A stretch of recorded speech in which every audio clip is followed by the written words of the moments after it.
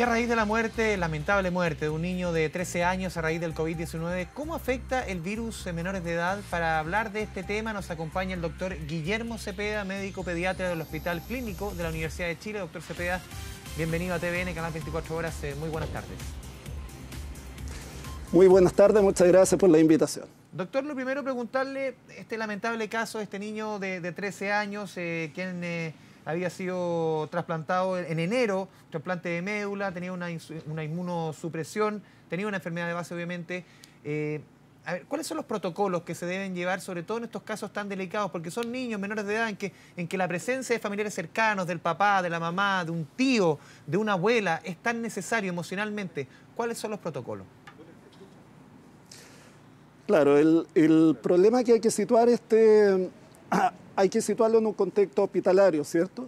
Por supuesto no es del ámbito ambulatorio que probablemente hemos escuchado en este tiempo acerca del distanciamiento social, la higiene respiratoria, entre otras cosas. En los hospitales hay bastantes protocolos en cuanto a eso, son medidas estrictas en el fondo para limitar las visitas que eventualmente pueden llegar a ver a los pacientes. Hay que recordar que muchas veces los pacientes, especialmente los pacientes que son de tipo oncológico o que tienen enfermedades raras, muchas veces están mucho tiempo hospitalizados, por lo tanto tienen que tener un contacto y es imposible mantenerlo durante tanto tiempo sin, por ejemplo, que lo vayan a ver los papás o eventualmente algún familiar que sea muy cercano. Evidentemente en este tiempo de pandemia, en el fondo, siempre los protocolos que habitualmente se hacen o se realizan en los hospitales se intensifican mucho más en este tiempo. Doctor, justamente en ese tema se viene el Día de la Madre, un fin de semana muy especial. Por ejemplo, en nuestro país, por otras medidas, se cerraron los cementerios para evitar las aglomeraciones en los campos santos. Pero, ¿qué pasa con también usted dice, no solamente los que están internados, los que están quizás con mayor gravedad, sino que los que están en cuidados intermedios, quizás niños que no estén tan graves? ¿Cómo debiera manejarse esa situación a nivel del país en un día tan importante, como cuando muchos niños, seguramente niños, niñas, quieren estar con sus papás? Bueno, es una fecha bien sensible, la verdad, las cosas. Hay que recordar que este tipo de virus, una de las características que tiene es que deshumaniza mucho, porque en el fondo el contacto físico, el aislamiento social, evidentemente todo eso va repercutiendo en la salud emocional de los pacientes, de los niños con mayor razón. Ahora, en cada hospital, en cada clínica, evidentemente hay protocolos que llevan en el fondo a tratar de evitar el contacto en el fondo o que en el fondo circule mucha gente en el ámbito intrahospitalario. Evidentemente que es una fecha bastante sensible. Muchas veces la salud emocional de los pacientes en el fondo está en contacto directo con que realmente estén los papás mientras esté hospitalizado. De hecho, como ustedes probablemente saben muy bien, tanto en hospitales como en clínicas, siempre la cercanía o el hecho de que los papás vayan a visitar a sus hijos que están hospitalizados es parte fundamental en el fondo del manejo de los pacientes. Doctor, 1982 niños contagiados al 5 de mayo, de acuerdo al recuento del Ministerio de Salud. 82 hospitalizados, 15 en UCI. Ya llevamos en nuestro país 2 meses analizando el tema del coronavirus, sufriendo el coronavirus. ¿Por qué contagia tan poco a los niños? ¿Por qué afecta tan poco a los niños respecto a otras poblaciones? Ya se tiene un poquito más de conocimiento respecto a eso, porque uno lo iba preguntando, no sé, hace 2 meses y todavía no había la suficiente información. Estamos tratando de un virus nuevo. ¿Hay algún tipo de conocimiento, cierta certeza respecto a por qué no golpea, entre comillas, tanto a los niños?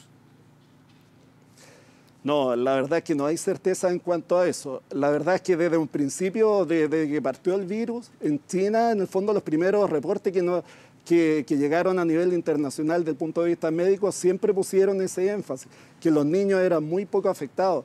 Inclusive de las primeras casuísticas, cuando se tenían muy pocos números en el fondo de pacientes afectados, empezó a aumentar la mortalidad en los adultos, especialmente en los pacientes que tienen factores de riesgo. Sin embargo, los niños claramente no se veían afectados.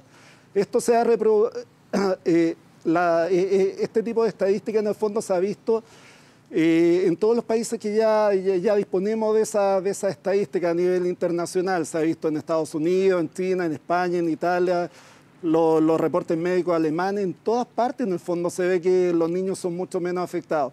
Ahora, el por qué hay muchas hipótesis, la verdad, hay muchas teorías, pero no hay ninguna que esté validadamente en este minuto o que se pueda aceptar universalmente. La verdad es que seguimos en la incertidumbre de no saber por qué los niños son tan poco afectados, pero la verdad es que claramente se agradece eso, por supuesto. Doctor, otro punto importante tiene que ver con que los niños, claro, no evolucionan en la gran medida, usted lo decía, en gran medida no evolucionan a cuadros más graves por el coronavirus, pero sí han dicho muchos doctores que sí son un foco de contagio muy importante. Bueno, evidentemente que los niños tienen la potencialidad de infectarse tanto como un adulto, en el fondo. No, y infectar a otros, le digo yo. Los bebés, los lactantes, niños mayores, adolescentes, todo el mundo tiene la potencialidad de infectarse y la verdad es que sí lo hacen. La gran diferencia en el fondo es la gravedad, en el fondo, del tipo de enfermedad, ¿doctor? En el fondo que se produce. Si yo le pregunto puntualmente que los niños expanden el virus con mayor facilidad que, según algunos expertos, que en, por ejemplo, personas mayores. Los niños son, por eso le digo que son un foco de contagio hacia terceros mayor que en otras edades. Claro, ahí hay que recordar en todo caso que esto es un virus nuevo, pero ya los virus respiratorios, especialmente los estacionales, influenza, parainfluenza, virus respiratorios sinciciales, los conocemos hace mucho tiempo. Uno de los principales focos de contagio hacia el resto de la población efectivamente son los niños. ¿Ya? Esa es una realidad que la sabemos y que también probablemente se está repitiendo con este nuevo tipo de virus, la verdad las cosas. Ahora, ahí hay que recordar un tema, que así como los niños efectivamente se enferman menos, tampoco es tan claro cuánto es el nivel de pacientes asintomáticos. Por lo tanto, claramente entre los pacientes que son leves y los pacientes que son asintomáticos, claramente son un foco para enfermar al resto, inclusive independiente de la edad.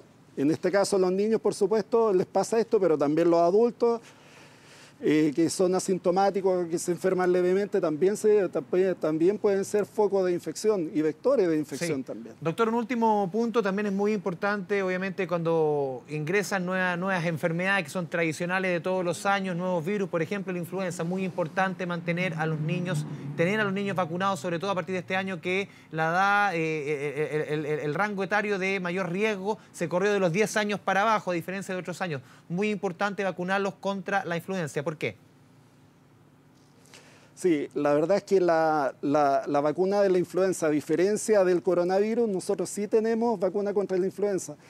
Por lo tanto, de alguna u otra manera disminuye la probabilidad de enfermedad, tanto grave, moderada, a leve, inclusive los pacientes que se vacunan.